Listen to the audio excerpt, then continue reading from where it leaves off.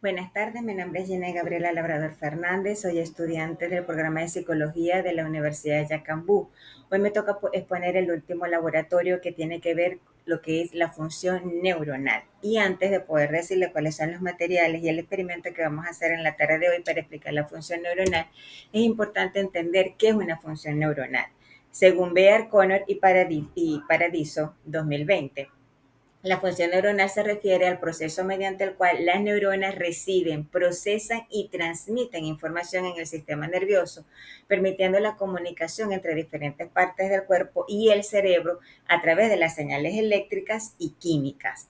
Por lo tanto, ¿qué son las neuronas? Las neuronas generan, conducen y transmiten impulsos nerviosos. Es la unidad funcional del sistema nervioso. Es una célula excitable especializada en la recepción de estímulo y la conducción del impulso nervioso. Pueden llegar a medir entre 4 a 135 micras. ¿Cómo se genera el impulso nervioso? Y es aquí pues una parte bastante interesante, porque es importante entender que para que se pueda generar el impulso nervioso, algo tiene que entrar a la neurona, y esto que entra a la neurona es causado por una entrada de, digamos, de sodio, que es lo que se conoce como despolarización, y por la salida de potasio, que se conoce como repolarización. Toda esta generación, esta forma como se genera el impulso nervioso de la despolarización y la repolarización ocurre a través de lo que se llama el transporte axónico. El transporte axónico tiene esas dos funciones que se llama anterógrado, que es el flujo de los nutrientes que van desde el soma hacia el terminal del axón, y retrógrado, que es el flujo de nutrientes que va desde el terminal del axón hacia el soma. Cuando hablamos de conducción y transmisión de los impulsos nerviosos, la conducción es un impulso nervioso de naturaleza más que todo eléctrica, ¿ok? Es el proceso de generación y conducción de un impulso nervioso. Y cuando hablamos de transmisión, este proceso es de naturaleza química y se da mediante las uniones intercelulares entre los botones terminales del teledendrón, que es donde termina el axón, y la conexión que viene con las siguientes dendritas de la neurona.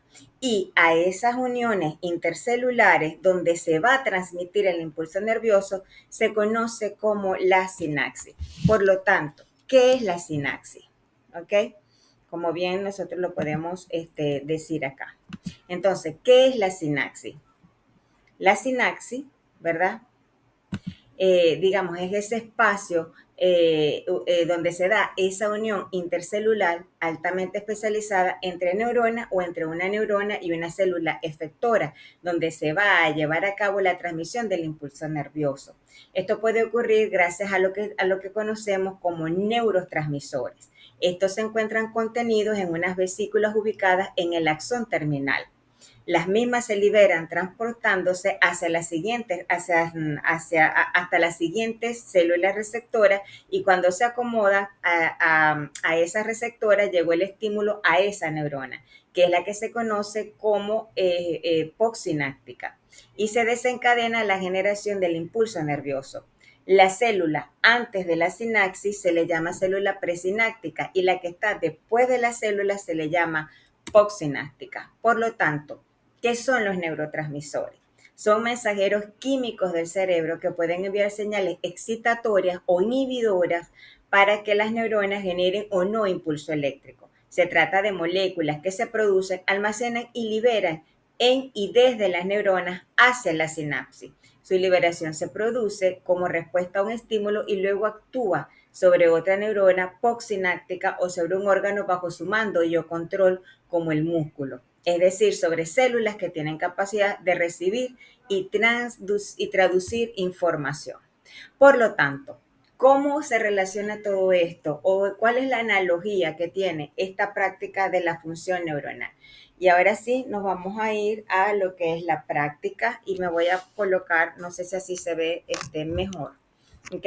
Para esto nosotros vamos a necesitar los siguientes materiales. Vamos a necesitar un cable que mide más, creo que un metro, estoy buscando, ok, un metro, ok, vamos a necesitar un bombillo, vamos a necesitar sal y vamos a necesitar agua. Y antes de conectar todo esto, vamos a colocar la sal en el agua, ok, bien.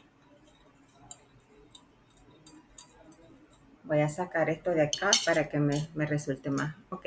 Entonces, ¿cuál es la analogía que hay entre este experimento que vamos a hacer? ¿Ok? Nosotros vamos a aplicar la función sináptica y es la siguiente. ¿Ok? Los cables conectados a la electricidad representan los axones, ¿bien? De las neuronas. Y es el axón es por donde se conduce todo el impulso nervioso que viene o es generado desde el soma de la neurona. ¿Ok? Entonces, los cables van a representar los axones de las neuronas, ya que los cables transmiten la señal eléctrica como los axones transmiten los impulsos nerviosos que se generan del soma de las neuronas.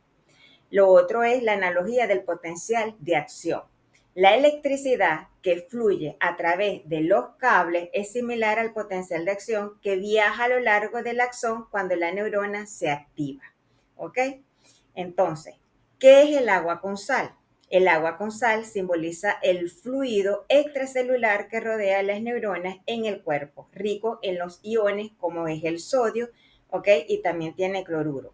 Pero también la sal, que es el cloruro de sodio disuelto en el agua, permite que los iones conduzcan la electricidad, al igual que los iones, es decir, el sodio y el potasio, permiten la transmisión del impulso nervioso a través de la membrana neuronal. Recuerden que les hablé que el impulso nervioso se genera a través de la despolarización y la polarización. ¿Ok? Entonces, vamos a ver, el bombillo representa la respuesta neuronal o órgano efector. Cuando el bombillo se enciende, ¿ok? ¿Ve? Cuando el bombillo se enciende, simboliza la respuesta que produce una neurona al transmitir el impulso nervioso, ya sea para activar un músculo, una glándula u otra neurona. El resultado de la activación neuronal es el equivalente a que una señal llega a su destino y esto provoca una acción visible como el movimiento o la emisión de neurotransmisores. ¿Ok? Entonces, fíjense ustedes lo que acá representa esa función neuronal. Por ejemplo, si el experimento vamos a hacer una analogía desde la neurofisiología, ¿qué neuronas intervienen? Intervienen las sensoriales que detectan un estímulo inicial como un cambio en el ambiente que activa la neurona.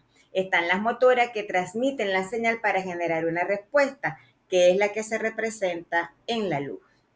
¿Ok? Y están las interneuronas, ¿ok? Que estas procesan la señal en el sistema nervioso central entre enviarla a la neurona motora, ¿ok?